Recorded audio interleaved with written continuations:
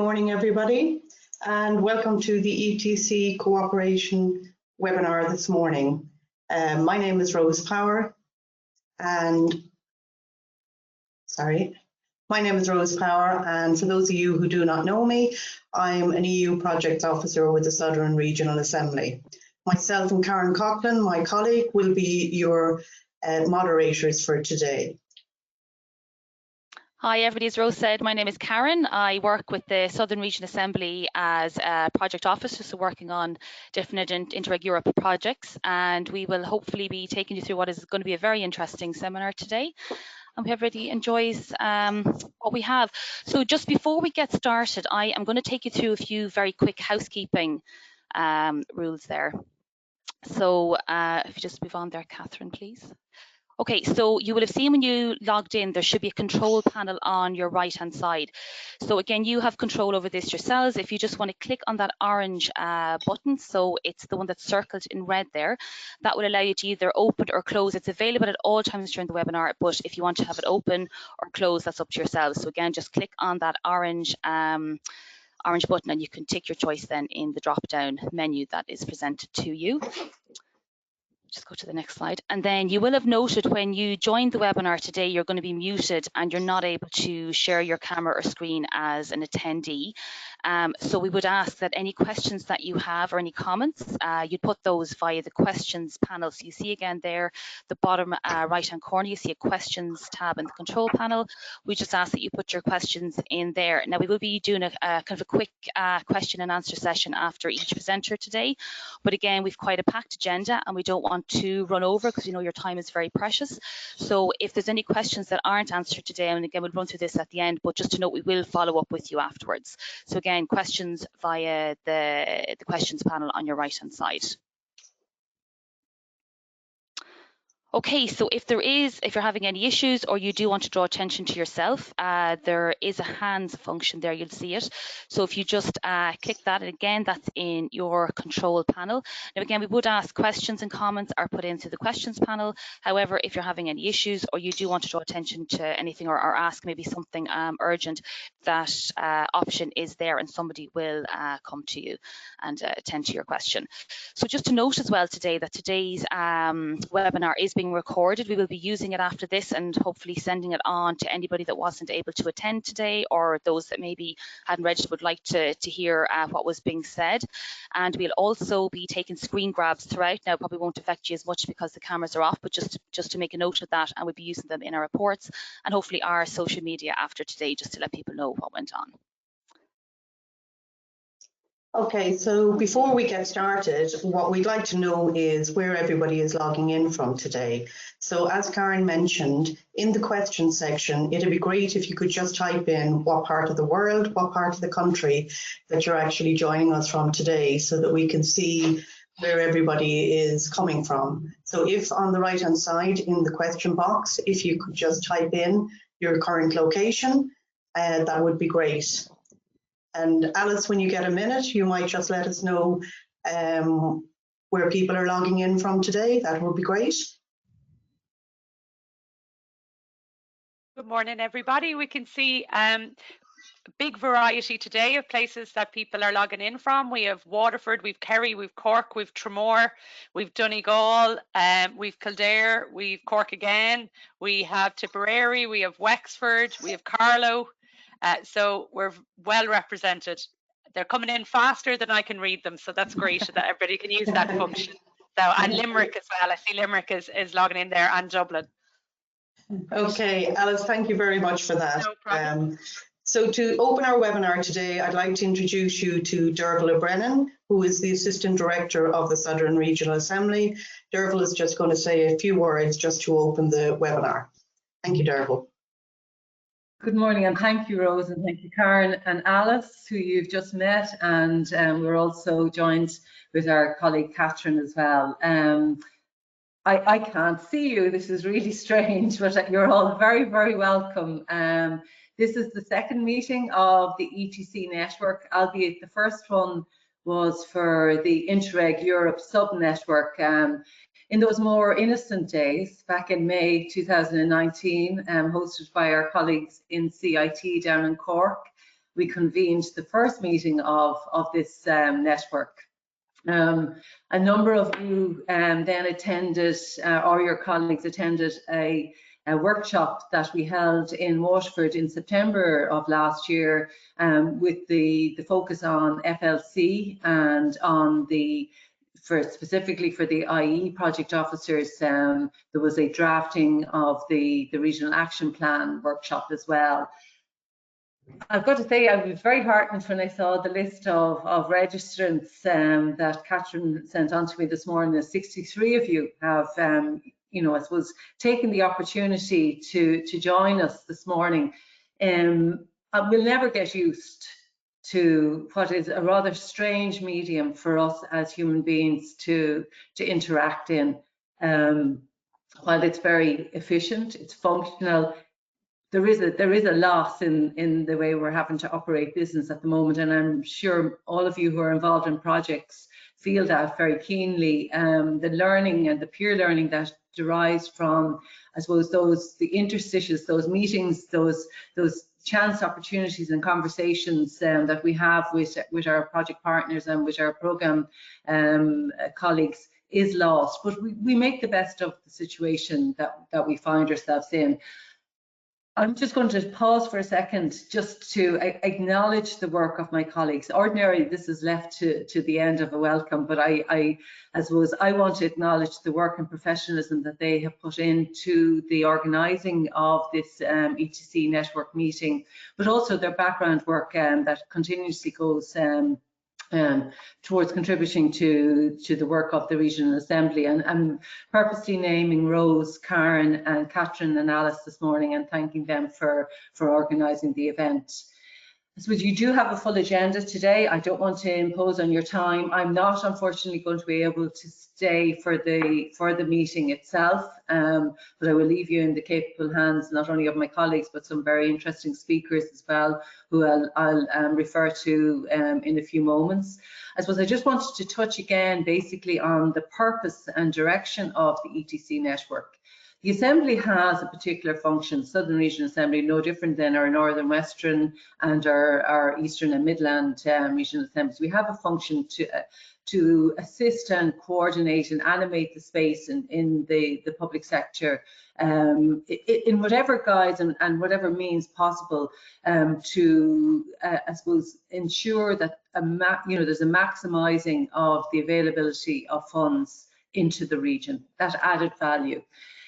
We, I suppose, identified a particular niche in terms of, being project partners ourselves in a number of ETC programs, or projects rather, Interreg Europe, but also being the national contact point for the Northwest Europe and being programme partners for Ireland, Wales.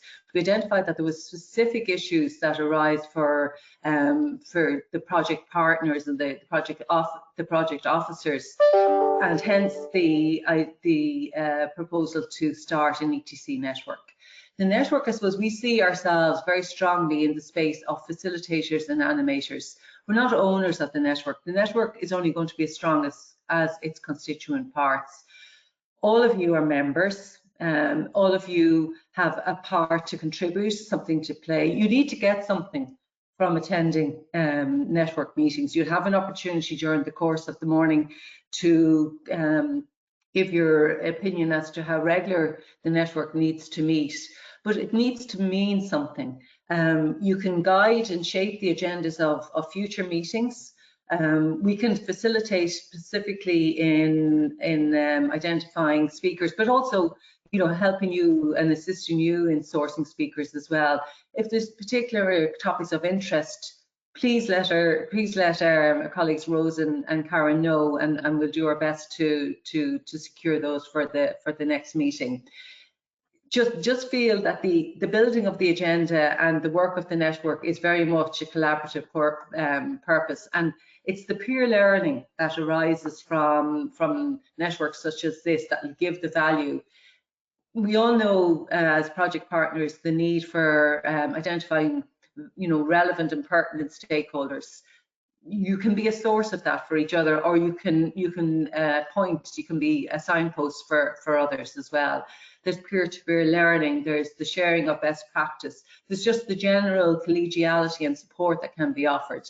We're on the cusp of new programming. I'll just mention very briefly on the non-ETC, on the regional programs, or on the ERDF mainstream programs. Most of you, I hope, be aware there was a public consultation held, which the regional assemblies assisted the Department of Public Expenditure and Reform and the Managing Authority for the ESF programme during the summer months. It was initiated first by a series of online workshops, and then with an online survey and an opportunity to make submissions. Where is that? Well, at the moment, there was a consultant that was contracted to assist in that process, to distill and I suppose feedback to the programme steering group, which is an interdepartmental steering group managed by the Department of Public Expenditure and Reform as the member state for the European Structural and Investment Funds. That feedback from the consultant, from the submissions that some of you have made or some of your colleagues have made across the public sector and private industry and individuals as well, is going to a meeting of that PPSG in the next weeks. And from there, the partnership agreement is being built by DEPR, and then the programming will start in earnest. In terms of the various ETC programs, the programming for 21-27 is ongoing, and I'm sure some of my colleagues, Brendan Mooney and Theresa Lennon, will touch on that later. But I suppose in that respect, I would urge you all to keep a listening ear. We have, as you know, the Southern Region Assembly hosts the national contact point for the Northwest Europe programme.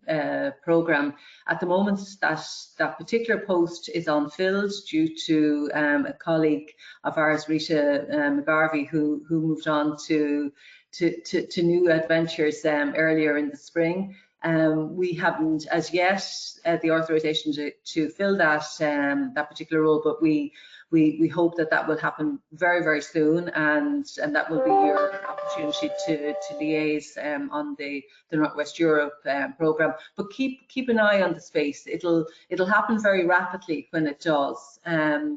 I suppose just wanted to touch very briefly on the IREO, the Irish Regions European Office letter that went to the local authorities recently. We will be in contact with our colleague Theresa with the local authorities, but I'm using this space because I know there's a few local authorities represented on the call today, and I know Rose is there prompting me. I'm wondering, is she ever going to get off this particular wicket? I'm using the platform, I suppose, to appeal to you and to those of you in the wider nature. Local authorities have a great opportunity to avail and to source European funding. But I would say to you, you know, and I would appeal to you, and I will be saying this to you when I meet with you, that the best form of sourcing of European funding is to build up your resource internally. This is not a thing that's done by wishing. You need to align it with your strategic needs. You don't chase money for the sake of. You chase what aligns with your own strategic plan. You look to your own divisions. What is your expertise there? If you don't have the internal resource at the moment, like an EU programs officer, I would suggest to you that you look to that space. The Regional Assembly, while we have a huge desire to animate and support the space, we are a small organisation. We can only offer so much information. There's only so much learning you can learn from documents, but I would say to you, there's huge learning that you can get peer-to-peer. When you start the practice and you start building that expertise and aligning, as I say, with your strategic purpose, that's where you reap the dividends. That's where you will get most from the either shared, ETC or centrally managed programs. So before I finish, I just want to acknowledge and thank, because I'm not going to get an opportunity to hear their contribution. Particularly want to thank Brendan Mooney for the Northern Western Regional Assembly, who's going to speak to you about the future of the Northern Periphery and Arctic Programme and the Atlantic Area Programme. I'm sure he'll speak about the results thus far as well.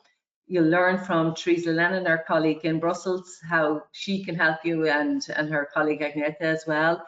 And I would also like to leave you in the capable hands of Michael Buckley, our own auditor, who heads up our first level control team, and he will be giving you some guidance on online claims and best practices, as will my colleagues Rose and Karen give you some online best practices for hosting online events. But again, it's a forum, it's a network.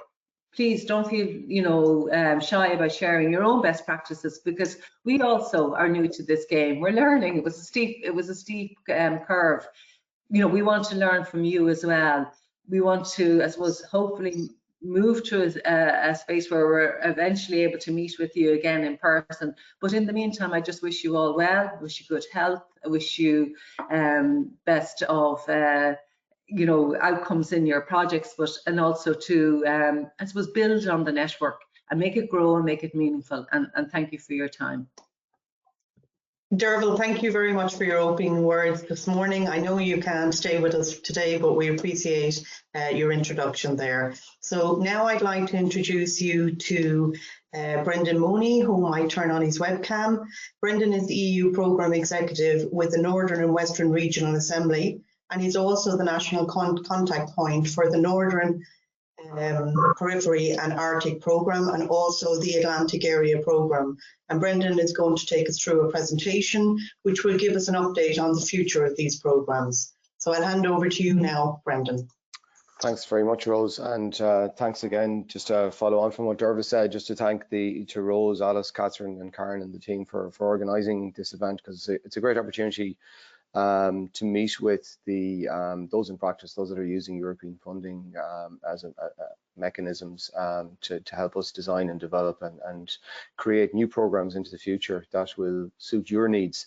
So this morning I'm going to speak to you on European funding, the priorities. We'll have a look at the current program the current programs that are closing down and the priorities, and then just have a look at two different programs that I work on, which is the Northern Periphery and Arctic Programme and the Atlantic Area Programme, and just go into the specifics of where the Commission have given guidance on where they would like to see those programs focus their monies in the next program period, and maybe a bit of insight into the actual where they are going to do that, because we're currently in the task force at the minute designing and developing the new programs. I've one project example at the end that I think is a nice project, and it will be similar to the style projects in one of the priorities, and I'd just like to go through that project with you as well.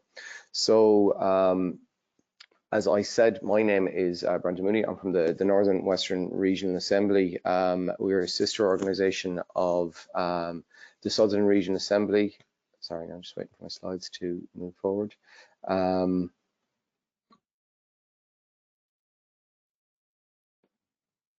we go. And what we say we do, we try and do three things. We do lots more than three things, but we try to in a succinct way to say what we do. And Derval has kind of touched on it already, but we have the remit of the regional spatial economic strategy. So we would have, like our colleagues in the Southern Regional Assembly, drafted and got approved in the last year the regional spatial economic strategy, which would aligned with the Ireland 2040 plan. We also enhance our competitiveness by trying to draw down and optimize as much national and EU funding for our region. And finally, we do things like the Southern Regional Assembly are doing here today. We act as a platform for collaboration. So we assist our local authorities, our universities, our IoTs, our stakeholders in the region, the support agencies for business, to get involved in Europe, to get involved in European funding, help them create partnerships, and help them share knowledge of calls, and try and get them engaged with the different European programs that are available out there. So over the current program, Europe runs its programs on 7-year periods. So the current program is the 2014-2020 period, That period had 11 priorities, so the focus of the different programs would have weighed heavily on a number of these priorities, mainly the ones on the left, research and innovation, information communication, competitiveness of SMEs, low carbon economy. But the different programs would have fed into these priorities or drawn from these priorities, depending on the style of program that it was. But these 11 priorities have been refined for the next programming period. So the next programming period that we're currently moving into is the 2021 to 2027 priorities programs, and the 11 priorities here have been refined to 5 priorities. The 5 priorities are a smarter Europe, a greener, low carbon Europe, a more connected Europe, and a more social Europe, and Europe closer to its citizens. Now, the programs that I'm involved in, which are ETC-based programs or Interreg programs, there is a heavy weighting towards the greener, low carbon Europe. So, you know, the direction coming from Europe, and I'll go into it in more detail in my next few slides. The direction coming from Europe is that the ETC programs, particularly the Northern Periphery and Arctic, the Atlantic Area program, will heavily weight their budget to address a greener, low carbon Europe. Now, Alice has a poll which she's going to run now, just to get a feel for, you know, the top 3 of those 5 of where you would like to see us in negotiation on your behalf on where you would like to see your projects funded through which priority. So we might just give you a chance to click on your top 3 teams there, and we can see the results as they come in.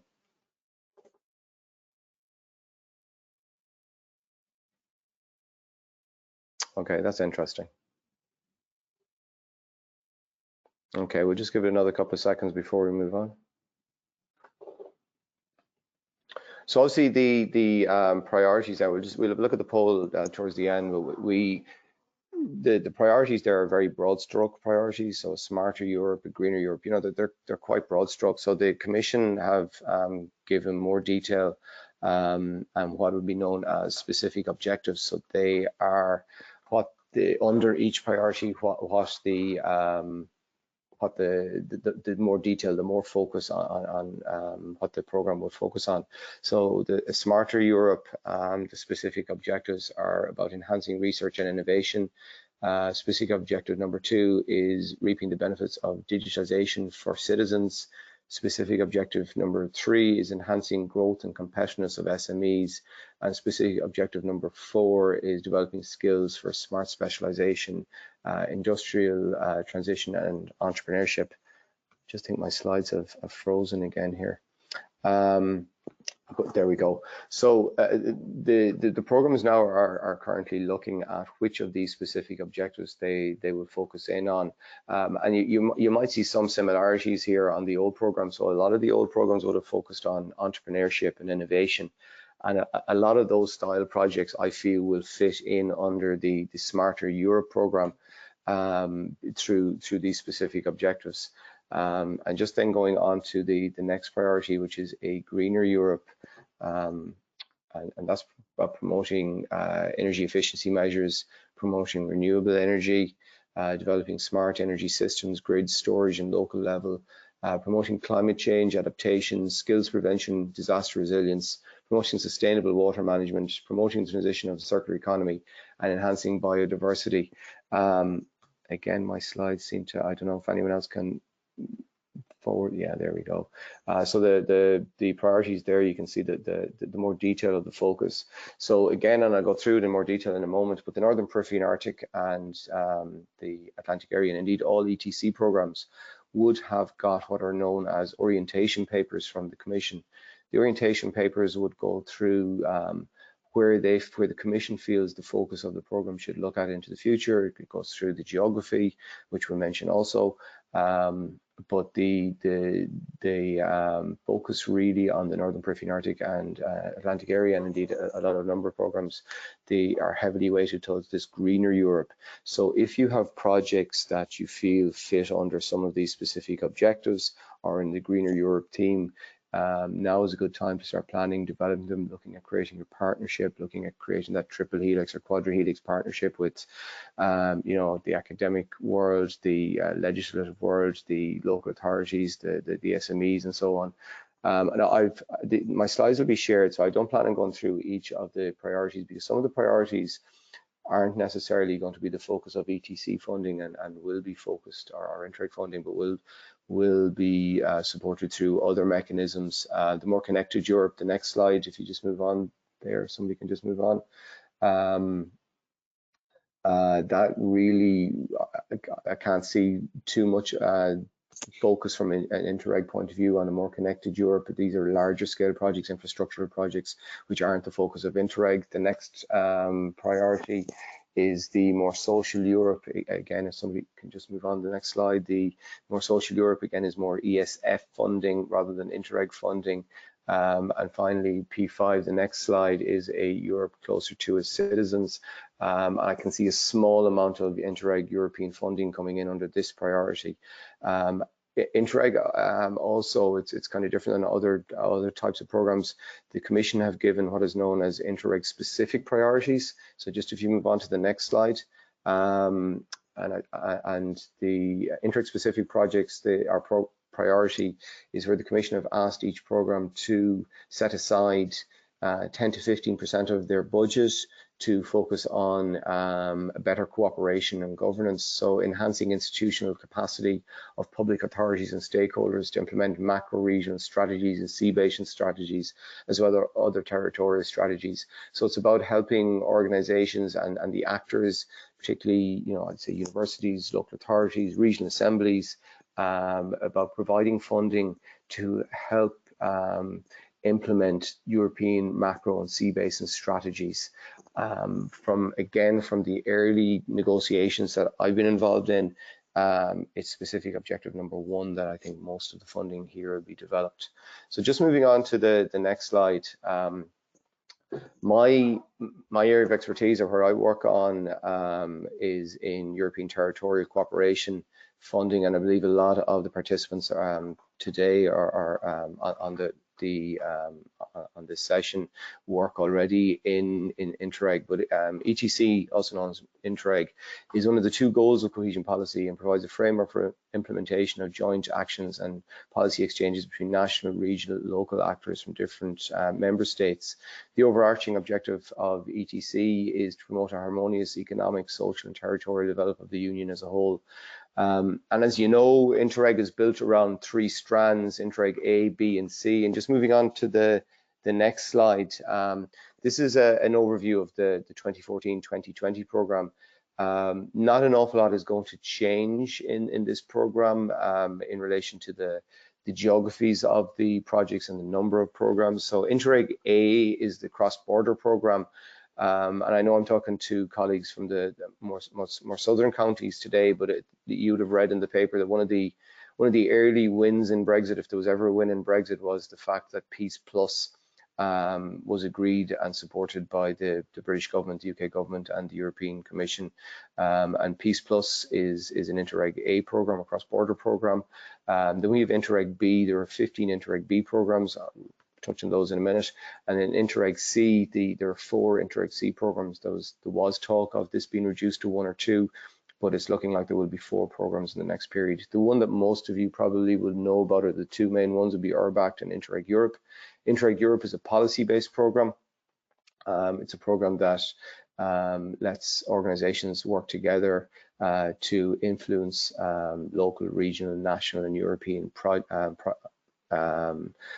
strategies and legislation. And then the next slide just shows you the 15 Interreg B programs. So Interreg B programs are transnational cooperation programs. They typically group together regions and countries that have common challenges and use the ETC model, the cooperation model, the shared learning model, the working together as a partnership to work on common challenges, to come up with solutions for the areas. So as an Irish partner, you have access to 3 of those programs. Northwest Europe, which is the national contact point, is based in the Southern Region Assembly, and then you have Atlantic Area and Northern Periphery and Arctic, for which I am the national contact point. Just the next slide is the current program in Northern Periphery and Arctic. Northern Periphery and Arctic is the program area in the current program is the west coast of Ireland, so it's Donegal down to Cork, including all the counties that harbour or touch the Atlantic seaboard. Looking north, all of Northern Ireland, parts of Scotland, Norway, Sweden, Finland, Faroe Islands, Greenland and Iceland are the program area for the Northern Periphery and Arctic. The current program had 4 priorities: innovation, entrepreneurship, energy efficiencies, and the natural and cultural heritage.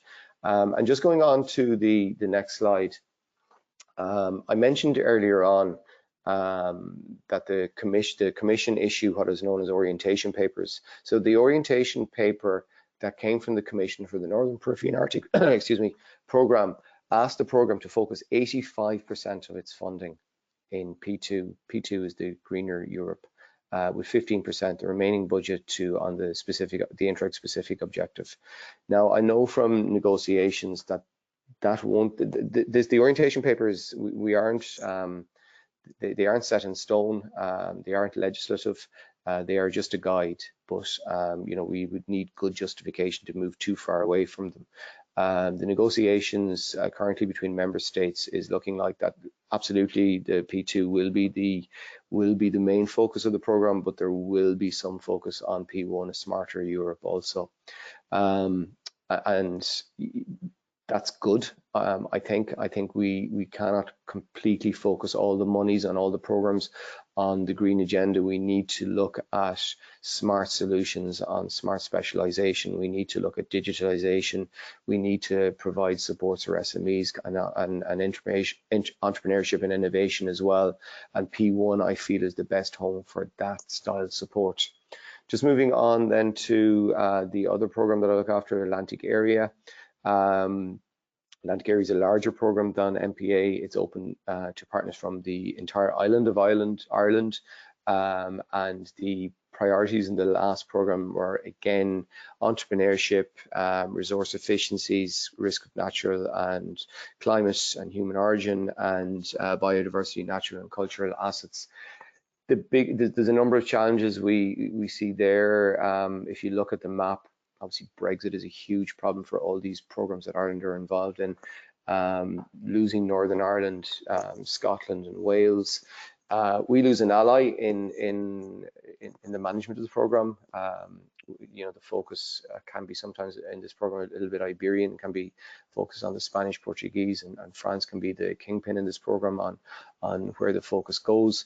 But also we lose the cash. The investment into the program from the UK government in the last program made up to a little bit more than 50% of the program. So this program will be smaller and be more focused, I think, into the future. We don't yet know the size of the budget, but in that 185 million euro in the old program was made up of about 50% coming from the UK government. So you know, this is it's a challenging time for the Atlantic Area program. There also is talks of the French and the Spanish having larger, more inland areas involved in the program. I don't think that's going to happen. I think the focus of the program is going to remain very much a maritime-based program, looking at the sea basin strategy, the Atlantic sea basin strategies, and looking at challenges that are of a coastal nature or a maritime nature, and focusing on those. If you just move on to the next slide. The Commission have asked, again, they didn't give percentages in this one, but they asked for, again, P2 being the strongest focus, so the greener agenda, but looking more in depth, looking at investment in ocean and coastal ecosystems, looking at the promotion of CO2 reduction and low carbon strategies for Atlantic Area. They're asking for us to look at investments in cooperation in climate change action, investments in projects that contribute to eco-friendly Atlantic ports. But also a focus on P1 and P5, and again the specific objective number 15. I know I'm eating into my time here, so I'm just going to go on to the next slide. The next slide, I just thought I'd finish off with an example of a good project, or what I consider a good project, that has a focus on the green side of things. So Huge is a project that is funded through the Northern Periphery and Arctic. It's a carbon-based project. It's looking at renewable energy utilization. If you just go on to the next slide. The project is a 1.4 million euro project funded by MPA. What I like about this project is the mix of partnership. First of all, the two Irish partners are NUIG, so you have the academic, but you also have the Aran Islands Energy Association, a voluntary group of people in the Aran Islands. In layman's terms, when this project was being explained to me before the applications were being reviewed by a professor in NUIG, basically on the Aran Islands they have wind turbines.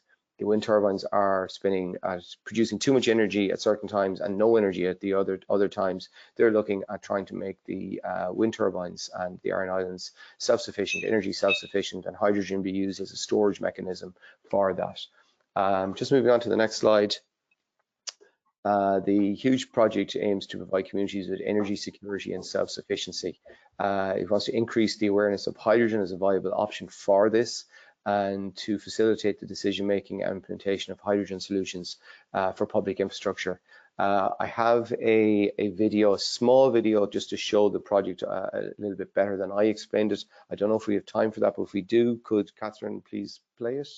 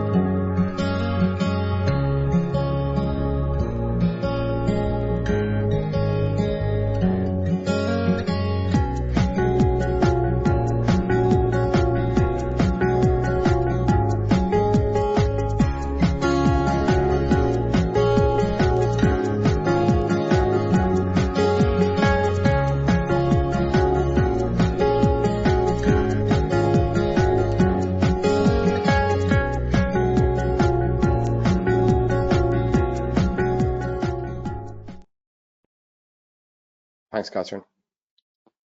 And the next slide then is me finished. So I suppose this morning was just to give you an overview of the future priorities in all the different programs, and a little oversight into where the investments will be available in Northern Periphery and Arctic and Atlantic area in particular.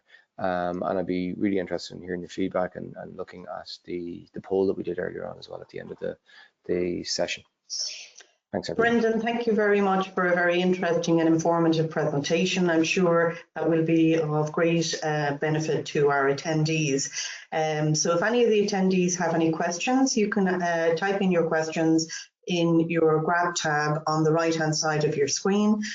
We probably won't get through all of the questions this morning, but what we will do is that any questions that we don't get to answer, we will put the questions to Brendan after the webinar, and we will send those answers back to you. Just from my own perspective, Brendan, looking at the focus for the Northern Periphery and Arctic programme and the Atlantic area programme for the next programming period, it looks to be that the most significant funding will be available under the Greener Europe priority.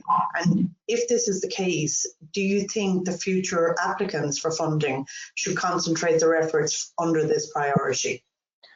A kind of yes and no answer. Dervla mentioned earlier on about aligning your strategies of where the funding is available. I think Dervla mentioned not chasing funding, and that's very, that's true. I think there will be, there's no doubt, Rose, that the main focus of a lot of the ETC programs will, and indeed all European programs, will be about the carbon neutral Europe in the future, and focusing on investing now to achieve that.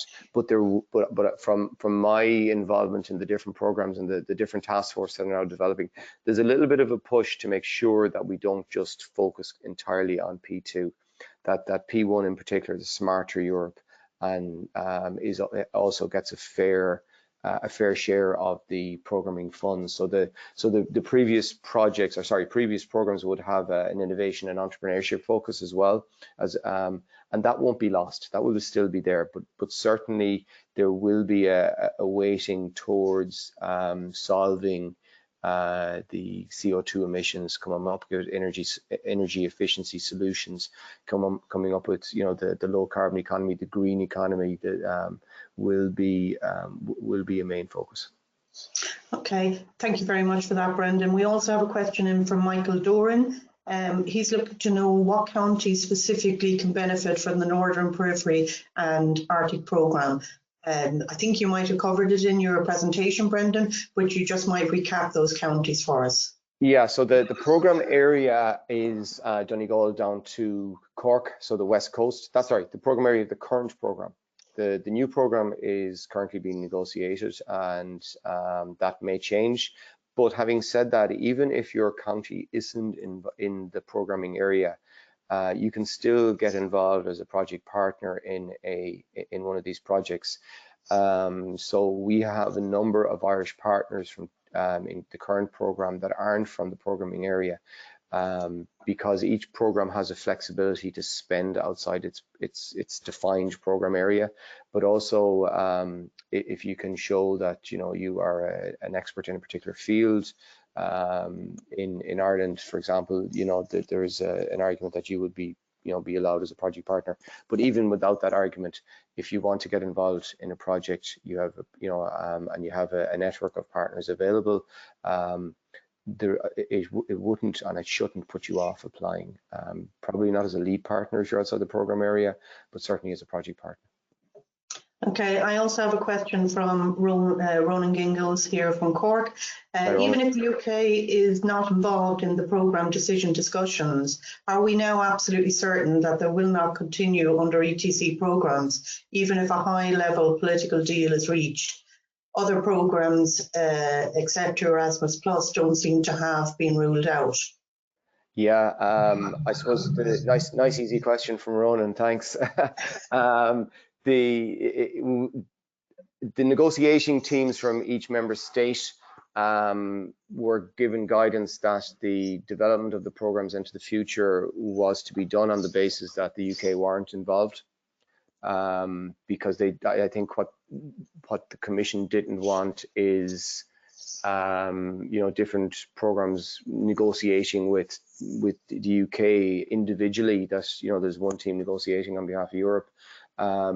Having said that, I would very much hope that the UK, there is a deal, but I think with Brexit there's nothing definitive. And just on that as well, and I didn't mention it in my presentation, but the UK leaving is a huge challenge. We lose great partners typically, and invariably you saw if an Irish partner, or particularly Irish project was being led, our project was being led by an Irish partner, there was strong UK involvement in the project as well. And we'll lose that, and we'll lose their financial input into the program. But it also makes Irish partners very attractive. As the only English-speaking country, the programs will continue to be English-speaking based or English-based programs, and also from a geographical spread.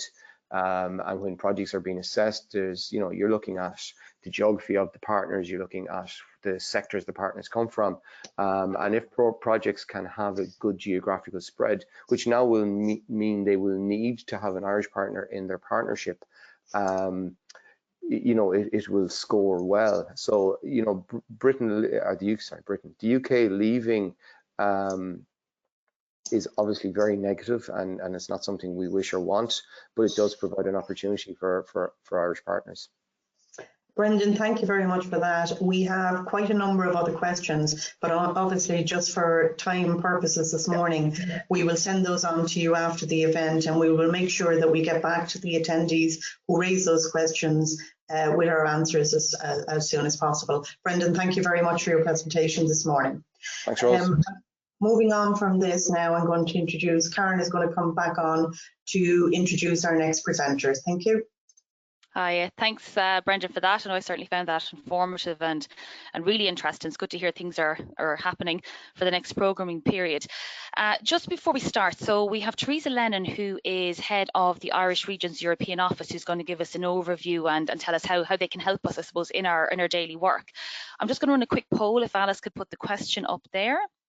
Just want to get a gauge as to how many of you are familiar with, firstly with the IREO and then with the work. Okay, so it's a yes or no answer here. So if everybody could let us know if they're aware of the role of the Irish Regions European Office. So again, it's just a yes or a no answer. So we'll leave that up there for another couple of seconds. And like I said, if everybody could just click their answer. Okay, great. Okay, so kind of almost equal. So 45 have been aware and 55% no. Okay, so that's good in one way, that it's a very relevant presentation. Okay, so I'm going to pass you over to the very capable hands of Teresa, who's going to take you through the role of the Irish Regions European Office. Thank you. Good morning, everyone, and thank you, Karen. Thanks also to Rose, Catherine, Karen and Alice for organising today's session. And I'm very pleased and delighted to be here this morning with you presenting on the work of the Irish Regions European Office. So 55% of you don't know who we are, so that's quite a task for me to make sure that you understand who we are by the end of this presentation. For those of you who don't know me, my name is Teresa Lennon. I've been in post now only for about 11 months, but I have had a background in European programmes in Northern Ireland and working with local authorities and universities and a managing authority of EU funded programmes. So hopefully coming to this with familiarity. So regional assemblies in Ireland. So you can see on the map the three regions. You're all in the southern region. Brendan is in the northern and western region. And then we also have the eastern and Midlands region. So the Irish Regions European Office is a shared service for the three regions in Ireland. The office has existed in Brussels for about 20 years in various different guises. And as I said, represents both the regional assemblies and local government. We are a very small team. We have a team of 2 people based in Brussels, myself and my colleague Agatha, and then we're supported by a colleague in the Eastern and Midland region in Dublin. So since I joined, I devised a strategy for the Irish Regions European Office. So the overall aim of that strategy is to ensure that the Irish Regions European Office can deliver timely strategic advice and information on EU policy developments to the 3 regional assemblies and local authorities in Ireland, and to coordinate and support the Irish delegation to the Committee of the Regions.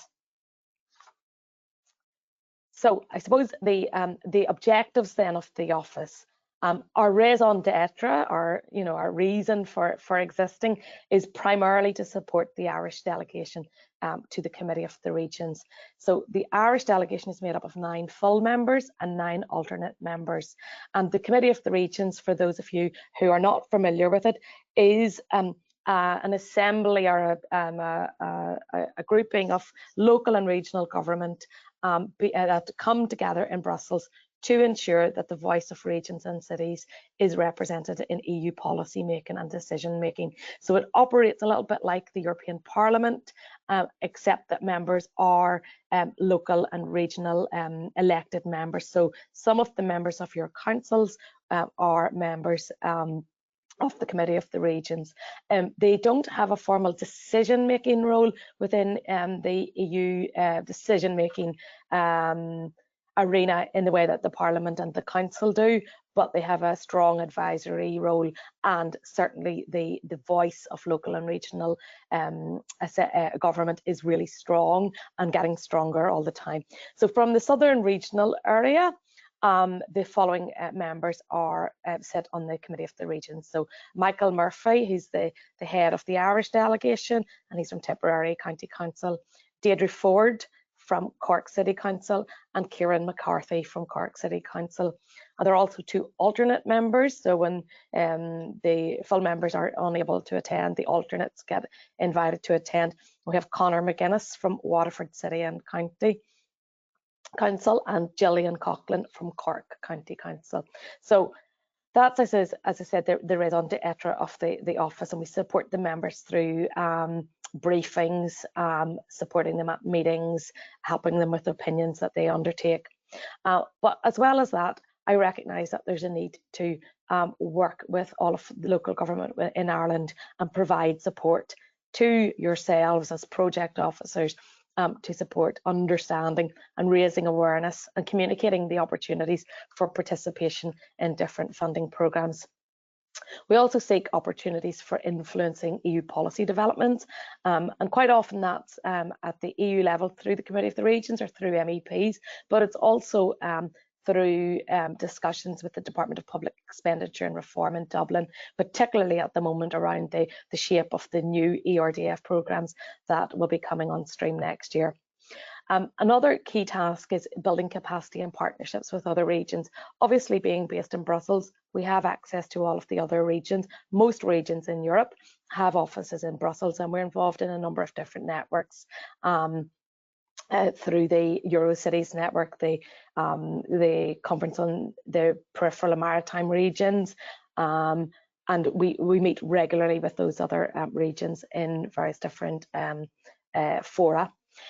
We also very much want to act as a signpost to the national contact points that are based in the regional assemblies. So obviously our team is limited, our support whilst we want to assist everyone, the more in-depth support will come from the national contact points, as Brendan outlined his role, and the other colleagues that are in the other regional assemblies. So we have the Southern Regional Assembly looking after the Northwest Europe programme, and the Eastern and Midland Regional Assembly looks after the URBACT programme. So they're really there, as Brendan obviously looks after Northern Periphery and Arctic and Atlantic area. And obviously, as Brendan has pointed out, they provide all that pre-development support and post-development support in terms of assisting you with the more in-depth support that they can offer. We're also very much in the business of raising the profile of the strengths of local and regional government in Ireland to European partners and to the EU institutions. So we like to take opportunities where we can. Obviously, it's a little bit more difficult during this COVID period, but normally there would be lots and lots of events here, and we'd be inviting and supporting local authorities from Ireland to come to Brussels and to meet with members of the different EU institutions and participate at events where we can really showcase what is good about local and regional government in Ireland. I just wanted to give you an overview of what the current activities, and Derval alluded to it earlier. And we have identified a liaison point in each regional assembly, and in the Southern Regional Assembly, Derval, supported by Siobhan Rudden, is the contact point, and also this European Territorial Cooperation Network. We want this to be a means to reach out to all of you, to help you understand what it is we're about, and then look at how we can assist you. As Derval also mentioned, we have sent letters of introduction to all of the chief executives of the local authorities, and together with the Regional Assembly, we'll be planning an online meeting in the coming weeks to talk a little bit more about what we do and to hear from the local authorities as to what the priorities are. In terms of showcasing, we've been very lucky to be successful in hosting an official workshop at the EU Regions Week, which many of you may know about.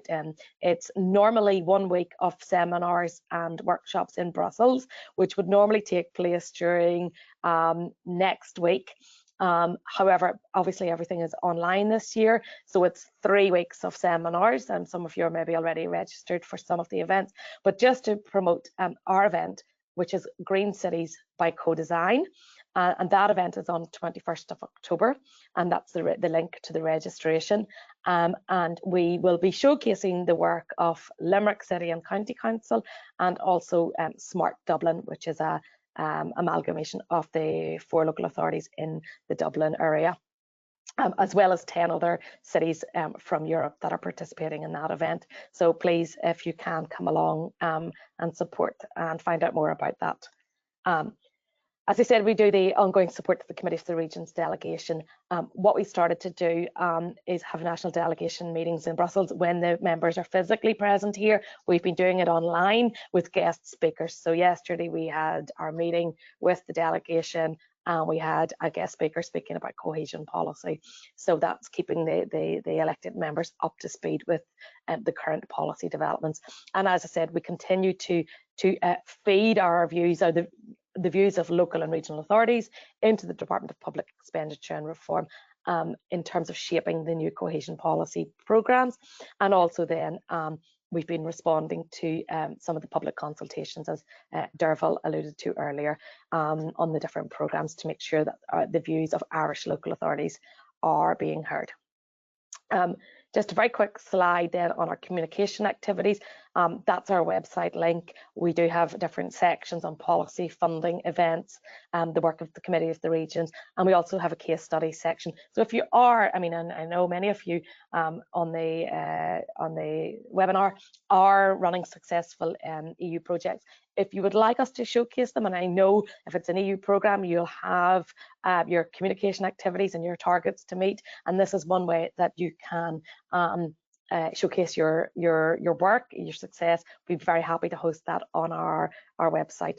That's our Twitter addresses there, and we want to start to develop a newsletter, and that will happen in the coming months. We've also got a mailing list, and that's the list where we ask you to subscribe. So given all the GDPR regulations, we can't just bombard you with information. You've got to subscribe to receiving it. So if you would be so kind as to subscribe to that, we'll make sure that you receive the information. What I wanted to do now was just give you a very quick overview of some of the issues that are affecting Irish regions. So I don't want to go over time, but I do want to just give you a sense of the types of issues that will be relevant for local and regional authorities in Ireland. So you'll be aware, and probably from the Irish news as well as European news, the discussions on the EU budget are continuing, and these are continuing in an environment of an overall reduced budget. As Brendan mentioned, the UK leaving the EU means that there's a huge reduction in the amount that the EU has, and also countries are just more stuck for money given all of the constraints that are ongoing, and not to mention the pandemic. So a number of different packages have been proposed over the last number of months in relation to the pandemic. There's the REACT EU programme, the EU recovery package, and then there's the ERDF, the ESF Plus, and Just Transition funding programmes. I'm going to touch on some of these in a little bit more detail, but these will all be in some shape or form trickling back to Ireland, and in most cases to local and regional authorities. Policy priorities, which are particularly important for local government, is the Conference on the Future of Europe, and that's really looking at how Europe operates, how citizens become more involved, and there will be a role for local and regional authorities in terms of being able to support citizens getting more involved. So you'll be aware of the debate on, you know, what's Europe done for me, etc., etc. And this is like a reflection period, and our elected members on the Committee for the Regions are very involved in this. So watch out for this coming. Brendan mentioned very much a focus on the low carbon economy, the carbon neutral, and the priorities of programs. And that's no surprise given that the Green Deal was launched earlier this year, and it's the European Commission's the European institutions' ambition to be climate neutral by 2050, I think. But it's certainly across all policy areas. The Green Deal and that focus on the low carbon economy is very much to the fore. We've also got issues like the digital single market, digitalisation, and obviously, which will be really relevant for rural areas, is the farm to fork strategy, the future of the common agricultural policy, rural development, leader programmes, and all of that.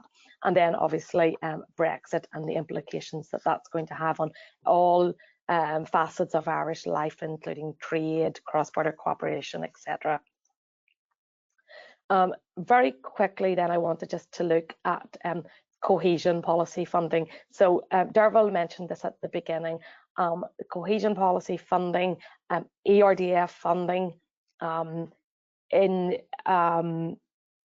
is what I would call, and I think Derval called it as well, mainstream EU funding, which comes to Ireland and comes to the regions based on the gross national income of a given set of time in the last number of years.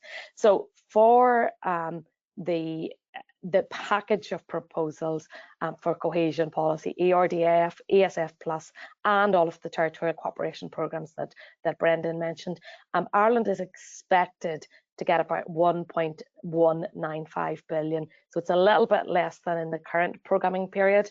That'll be for the 2021 to the 2027 period.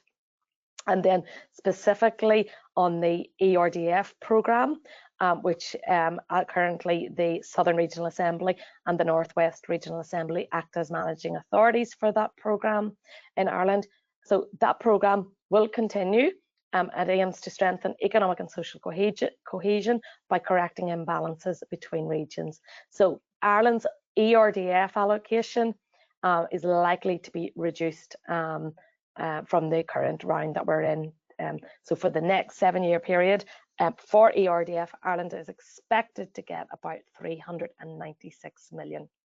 And the rate of financing, co-financing from the EU is going to vary between the regions. So the Northwest region will get 60% co-financing from the EU as it's a region in transition. The Eastern and Midlands region and the Southern region, which you are in, are considered to be more developed regions and therefore will receive 40% co-financing from the EU. So that means that for your region, 60% of the funding needs to be found nationally, either through your own local authority or through a government-supported scheme. In terms of the European Regional Development Fund, Brendan went through this in a lot of detail in terms of the priorities.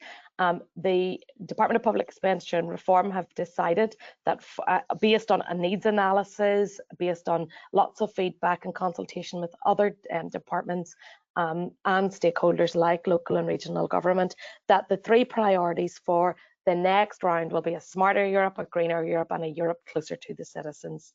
As Derval mentioned, the public consultation has just been completed, and as yet, there's no direction from government as to what the role of the regional assemblies will be in the management and implementation of the programmes. So we're working hard with government and the 3 regional assemblies to work out what is the role for regional assemblies in the delivery of these programmes.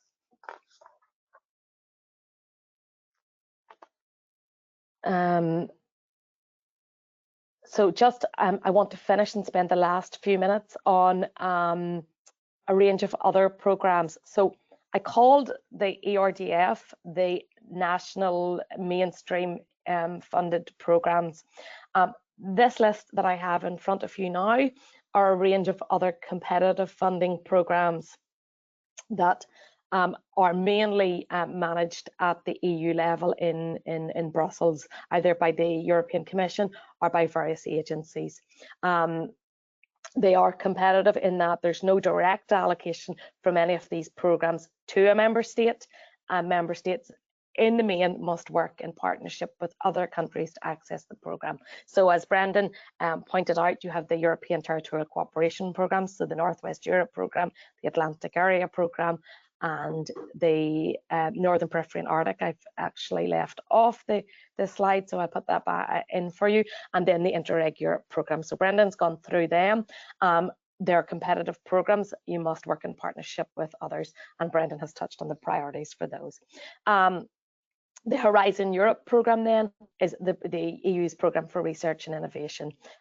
Relevant for local authorities, mostly seen as a programme for universities for carrying out research. However, quite often local authorities can be involved in terms of being a test case. So be it a smart cities initiative, be it environmental well-being, energy, health and well-being, or around security and potentially around security in urban areas, working with universities. And that really does, a very competitive programme, needs partnership, and it needs local authorities to have a very distinct, clear outline of what it is they want to do.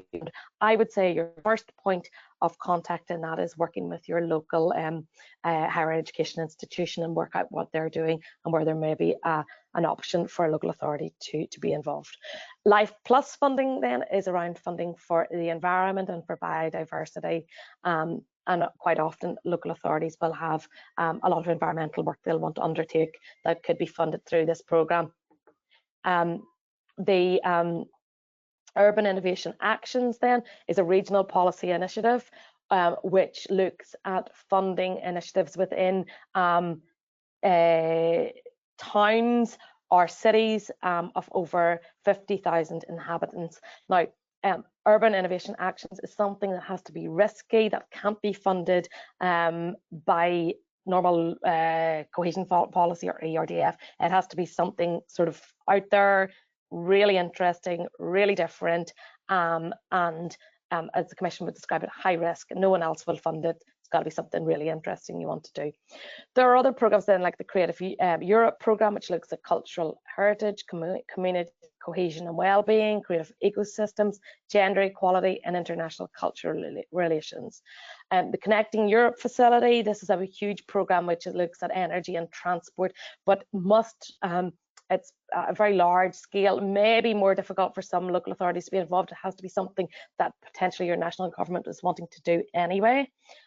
We also have the Innovation Fund, which looks at low carbon technologies, the URBACT programme, which is looking at urban regeneration, and then the Europe for Citizens programme, which looks at democratic participation. So you've got all of the web links there, and in the interest of time, I'm going to just finish up there, but I'm happy to take questions, or given that you'll have my contact details on the next slide, I'd be very happy to hear directly from you with any of your potential project ideas or your questions or queries that you might have for me. And apologies, it doesn't seem to want to give me my to give you my contact details, but they'll be in the slide back. There we go. There you have it. So thank you very much for your attention, and I look forward to working more closely with all of you going forward. Thank you. That's great. Thanks very much for that, Teresa. Hopefully now people are more familiar with what the Irish Regions Europeans Office does. And I know, as Teresa referenced, she is going to be contacted or has contacted all the local authorities in the region and will be arranging online meetings with you. So again, if there's any maybe more questions, you can maybe defer them to her maybe at the meetings. We do have one question. So Ronan Jingles wants to know what are the input channels and schedule for stakeholders within Ireland to try and influence the shape of the various future ETC programmes? Is that directly or through the assemblies? So again, it's the input channels and schedule for stakeholders within Ireland to try and influence the shape of the various future ETC programmes.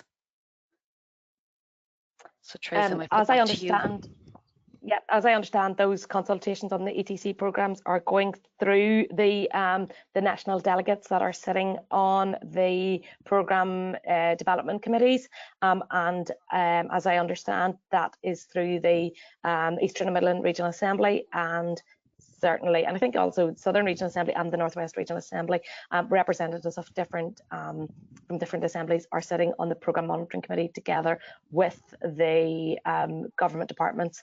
So perhaps it's something Brendan might be more familiar with.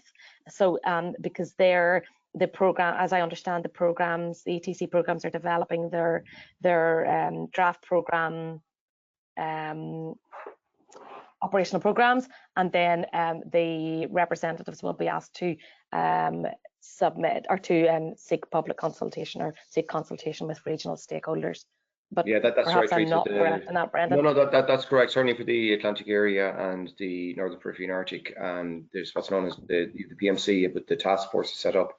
Task force has representatives from the regions, which we ourselves, Northern West Region Assembly, and also from the Department of Public Expenditure and Reform.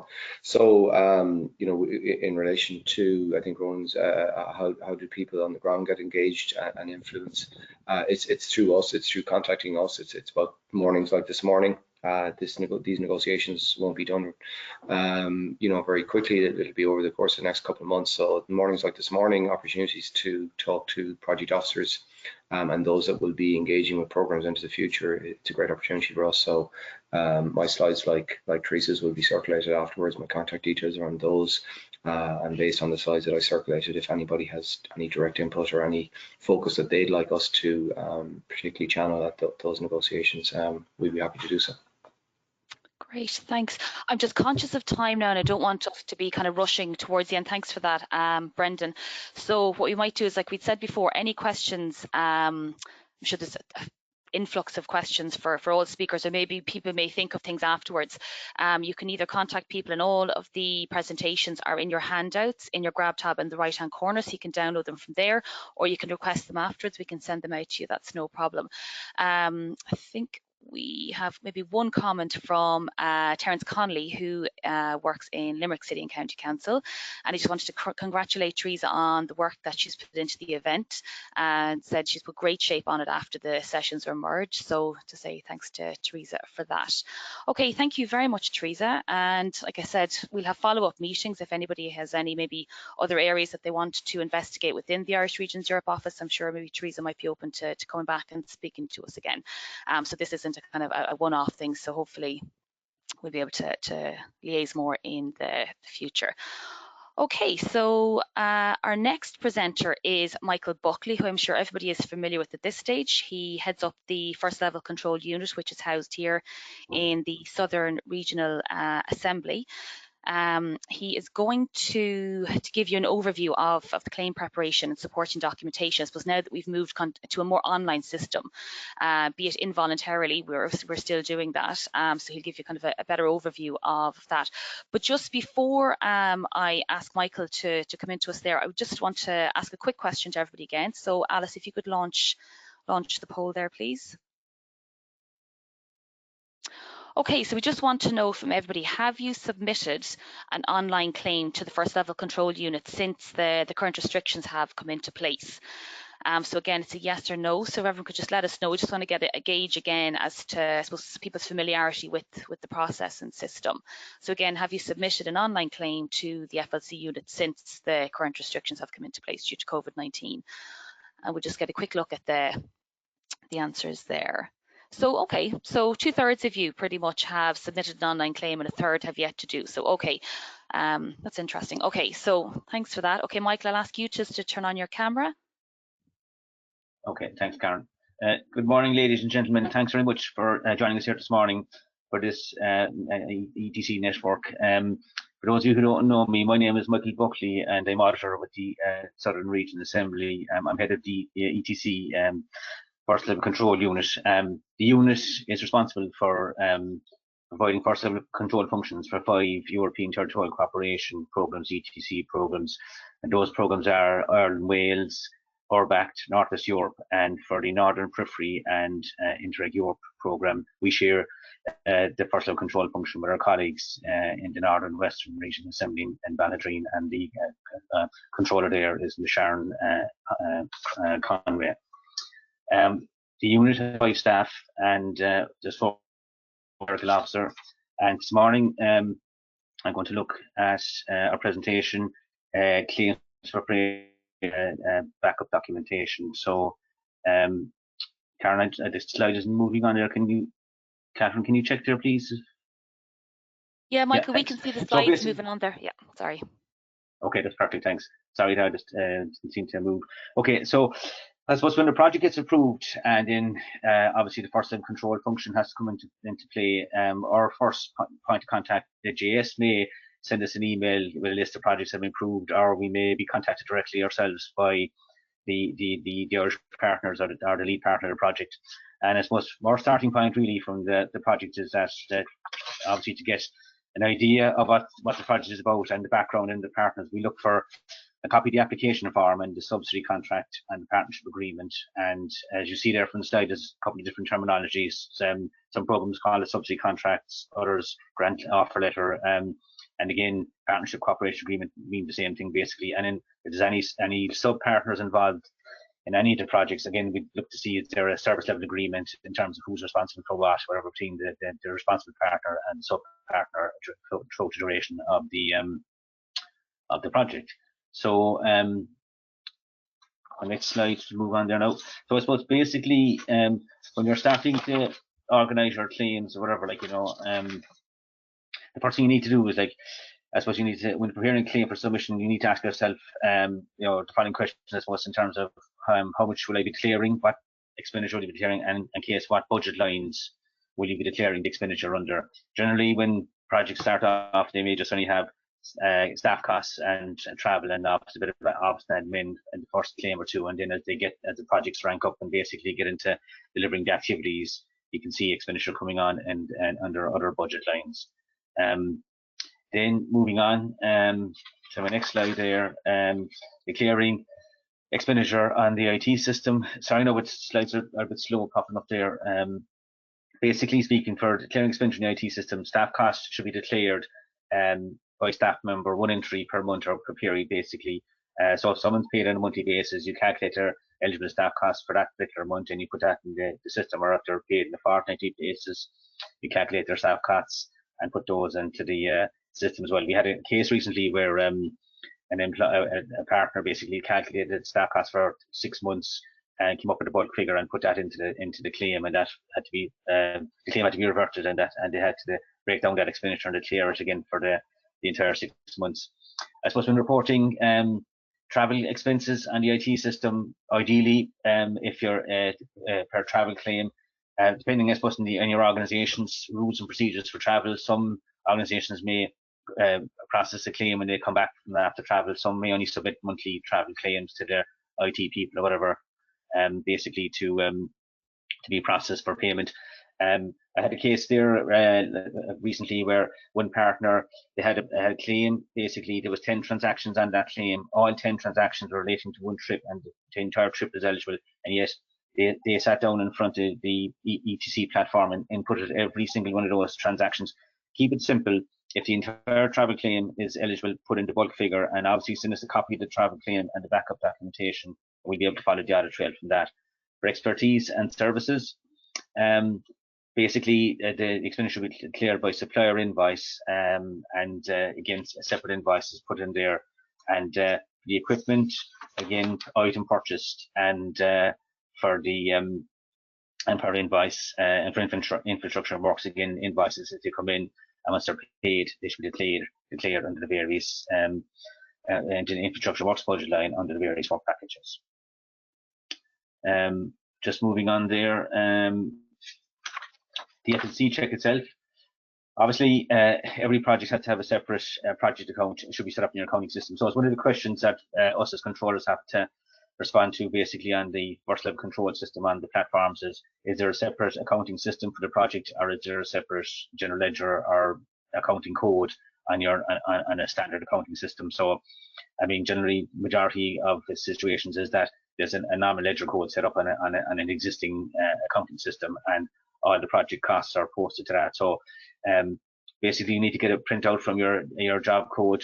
Expenditure charge to project, each reporting period should be listed on the general ledger printout, and that includes salary costs. Sometimes with local authorities or with universities, the staff costs or the staff payroll is run. Basically, they're posted to other nominal codes or whatever for the departments or schools or whatever areas in the organisation. And the portion relating to the project then should ideally be journalised out and posted into the general ledger account for that project, because the general ledger account should be a mirror image of what the expenditure will basically be reported for your claim. So the FLC will validate transactions, as you see there on your general ledger, and again a full audit trail to be provided to enable us, the FLC, to trace the payments right through to the bank. So in terms of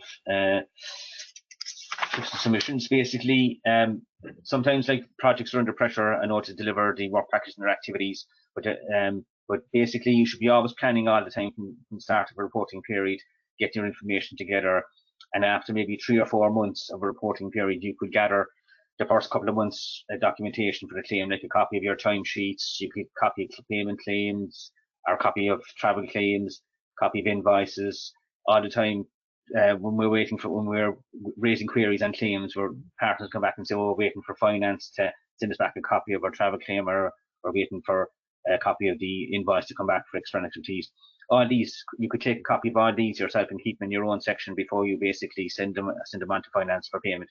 It's important basically to start planning all the time. That obviously the whole purpose of being involved in the project is to draw down the funding, and there's a process involved in drawing down the funding. You have to go through first level control, which is a compulsory check, and any expenditure that doesn't go through first level control won't be processed any further. So it's important to make sure that you're thinking all the time, even though you're organising your activities and delivering the project in the ground, that at the end of the day you will have to get your report together. So it's important to plan during your start of reporting period for gathering documentation.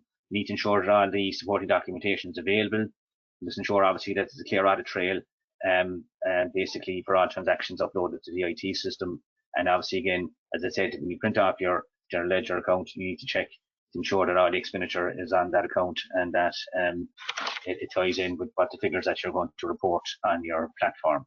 So basically, moving on to the next slide there, with uploading, that's what your transactions, you're gonna, I mean, for those of you that are familiar already and are used to sending claims in, like you either working on the IOLF system or the EMS system, you know the process involved in that in terms of uploading the transactions under each budget line and separate entries. When that is done, obviously, I mean, you need to email electronic copy version of the supporting documentation to us as soon as possible after submitting your claim online.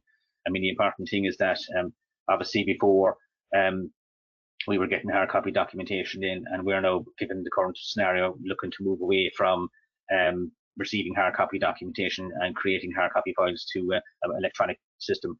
And I know myself, some of the programs are planning. I was at an FLC workshop there back in January, and with the Interreg Europe program, and they're planning basically.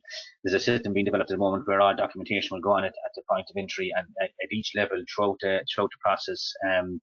The FLC or lead partner or JS will be able to access that documentation and review any documents that are uploaded, and that's the way. And it's a lot of FLCs at these meetings was raising the point that, you know, they want everything electronically going forward because it's easier to get to that store and easier to get access to. So it's important to ensure that you gather all your documentation, and particularly if you I suppose are depending on other areas in your organisation like finance or HR or whatever to give you an input into it, that you need to have those people on board as well. I suppose in the event that, I mean, claims don't come in, or somebody uploads a claim on this platform and submits it, but don't submit the hard copy or the soft copy documentation to us by email, maybe for a couple of weeks. Generally, we don't consider a claim to be submitted until such time as we received the figures on the portal, and we have basically received a soft copy of the documentation for processing. And we had a case there quite recently where a partner put up a claim on the EMS system and submitted it online. They sent documentation as they thought to us. At the end of July, they went off on leave. For August, came back at the start of September. I was wondering where their claim was, and were on to us. We looked into it. It wasn't on our ETC register as being submitted. We checked back and we discovered that okay, there was figures put up on the system. They didn't submit the figures, and they didn't submit the soft copy documentation to the correct email. So therefore, we didn't actually receive the claim, and we didn't know a claim had been submitted. and they thought the claim was submitted. So, I mean, our process again is that when claims come in electronically, we ask all partners to send it to flc@southernassembly.ie. That email address is set up, and when an email comes to that address, it's bounced off 5 different emails in the organisation. So somebody will get it and be able to process it.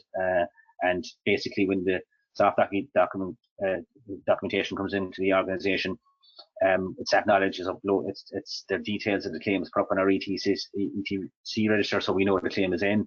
And we send an acknowledgement email to the partner to let them know that we've got the documentation. So that's the process. And then when controllers become available, a claim is assigned to the controller, and they're responsible for processing that claim. So that's basically the procedure. So again, just to point out there that the documentation needs to be sent to the FLC at Southern Assembly email address, and we don't consider a claim to be fully submitted until we've got the figures on the portal and we've got an electronic copy of the documentation to back up the claim. So we need those to come in to be sent into us in around the same time. We've had cases where we may get figures in on the portal, and we might get a claim, the documentation sent in for 2 or 3 weeks after. So we can't really start the claim until we have the soft copy documentation in at the same time as the claim is submitted on the system. So just moving on there, I'm going to look at common errors on the budget lines. So a lot of you would be familiar with what the budget lines are and the regulations. So you have there your staff costs, office and admin, travel, accommodation, equipment, infrastructure, works, external expertise, and services. So I suppose we just look a quick look through some of these budget lines here and see what the common problems are. I mean, for staff costs, like the usual ones basically are that timesheets are now showing 100% of the time worked. Some staff are working on a couple of projects, and they're declaring fixed percentage for one project, and they're reporting hours on a timesheet for another project. If they're working on a number of projects, staff need to keep 100% timesheets and record their hours for each separate project. Again, some documentation may not be submitted for the report payroll costs. Obviously, payroll costs is a substantial part of your budget and costs to your organisation. So we need to be able to vouch those costs and know that the figures we're certifying are correct, and we need to base those on the likes of pay slips or payroll reports or whatever. So that documentation needs to be provided. Mission letters, again, you have situations where they're not basically reporting the percentage of time worked in the project, or they're not reporting the roles or responsibilities in relation to the employees. And there may be scenarios where maybe, for argument's sake, employer's PRSI is not included in costs, or costs are omitted, or errors are occurred, or whatever on that. I suppose just moving on to office and administration costs there. Again, office and administration costs is a flat rate, 15% of staff costs, so there's no requirement for an audit trail for that. But what we do find is that we see situations where common errors might be that costs that would fall under the office and administration costs, that are office and admin related, communication costs, etc., actually are declared and reported under external expertise and services. So you need to be familiar. If you look at your program manuals, you'll see an itemized list of all the costs that are eligible under each budget line. And if costs fall under the office admin, even though you've actually incurred the costs and paid out, and there's a proof of payment and audit trail for it, if it comes under office administration, there's no need to basically provide an audit trail, and therefore the cost is covered by the 15%, and you don't need to declare it on the system.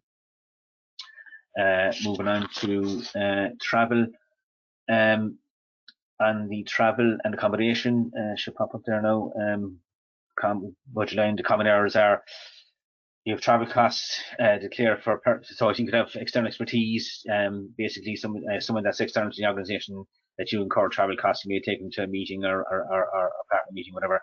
They're declared under the travel and accommodation budget line, and they should be declared under the basically the external expertise budget line. The only travel costs to be declared under travel and accommodation budget line are the travel costs for the staff of the partner organisation. So if you're a local authority and a section in your local authority with 3 staff working on a project, and they travel to project meetings or whatever, it's only their costs basically are eligible to be declared under the travel and accommodation budget line.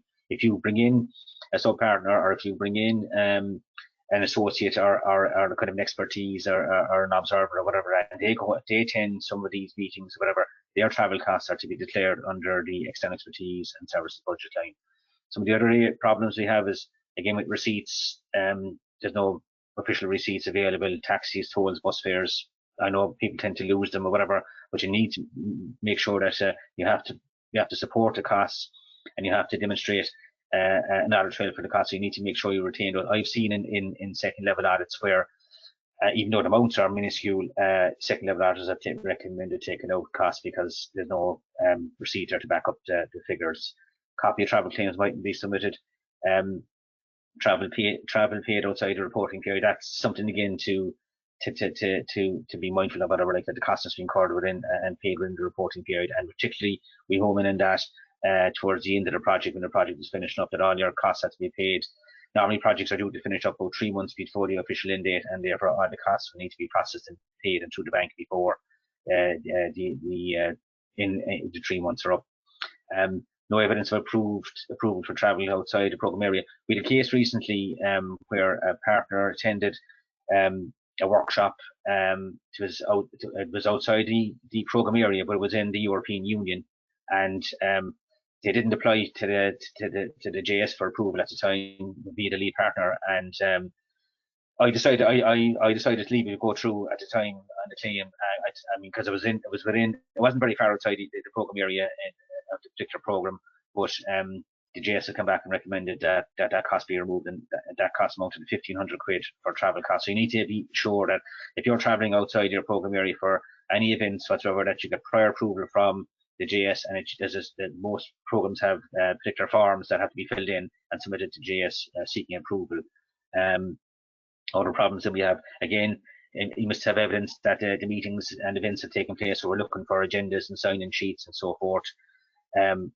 Again, other areas where the credit card, okay, is used as a good audit trail or whatever, like it can't be the only audit trail for invoices. As I said, we need to have copies of receipts and invoices. If they're paid by the credit card, that's fine, but we have situations where credit cards are produced as the only source of audit evidence, and we have to make a judgment call on that. So you need to have your receipts, and we need to have proof of payment.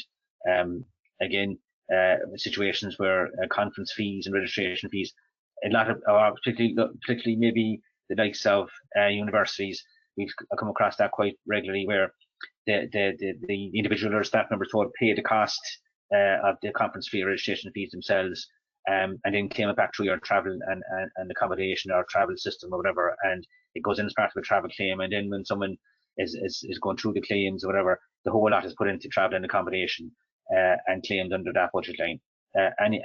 So in that situation, basically conference fees and registration fees, even if they're claimed through your travel system, they have to be reported separately under the external expertise and services budget line. The last one there I highlighted, travel expenses declared for individuals who were unable to attend for unforeseen circumstances. That came up on a second level audit there last year, where 2 staff members and a partner, for medical reasons, were unable to basically attend a particular event, and the second level auditor has deemed those costs to be ineligible. So that's something that we have to watch, and that you as your project partner have to watch that. If you book in advance, maybe a couple of weeks or a couple of months in advance, basically flights and accommodation. And I know now, given the current economic environment or whatever, travel costs are pretty low, and even we're seeing that now coming in some of the claims there for the first 6 months of this year, and for partners that may be reporting 5,000 or 6,000 or maybe 10,000 and travel costs, whatever, 1,500 quid or 1,000 euros, whatever, and some of them, whatever. So the important thing is that when you're planning ahead, the individuals that are going to travel to these events, that they're aware that for any reason that they have to cancel, they have to notify the partner immediately, or notify their line manager immediately, and every effort must be made basically to recoup those costs, or maybe to assign some other individual that can attend instead of the person that can't attend. And that's something that you need to be aware of all the time, that and if that's the case, if someone can't attend or whatever, those costs can't be claimed, basically.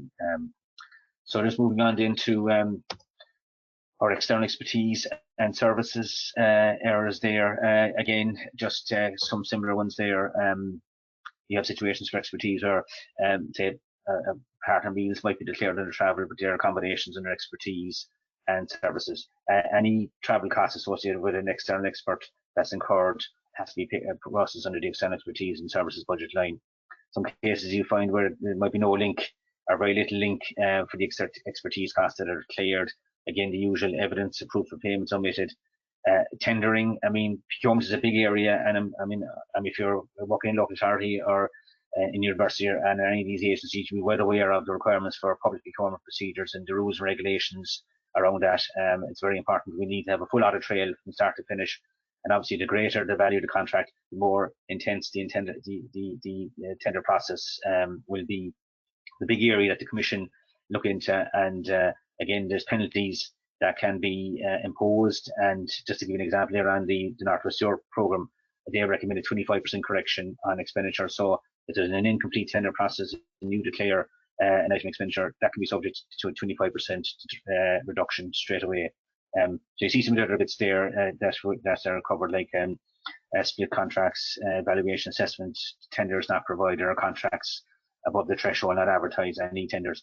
I mean, sometimes you need to make sure that every effort is made to publicise your contract, and we always recommend that you should advertise it on e-tenders, even if there's only one supplier. At least you're covered in terms of your procurement process. You put it up on the e-tenders. They're subject to the thresholds. No, obviously, like, you know, if it's over 25,000, you can stick it up on e-tenders, and basically you'll have an audit trail for that process then. Just moving on to equipment, some of the areas in equipment there, maybe not used solely for the purpose of the project. Again, it could be procurement process not carried out. Equipment could be purchased towards the end of the project.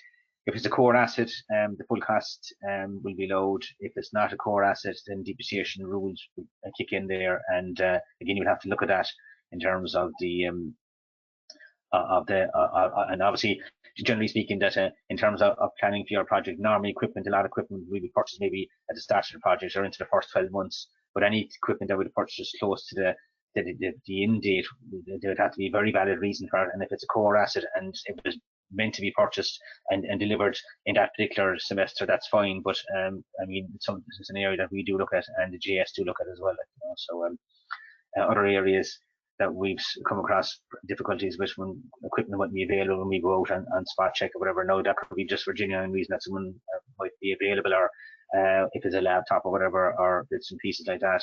So again, generally speaking, we do look to see if there is a substantial investment in equipment. We would do an on-site to see, obviously look at the record books and records and the audit trail, but also to physically examine the bits of equipment that were purchased to see that they exist and that they're doing exactly what they were intended, the intended purpose.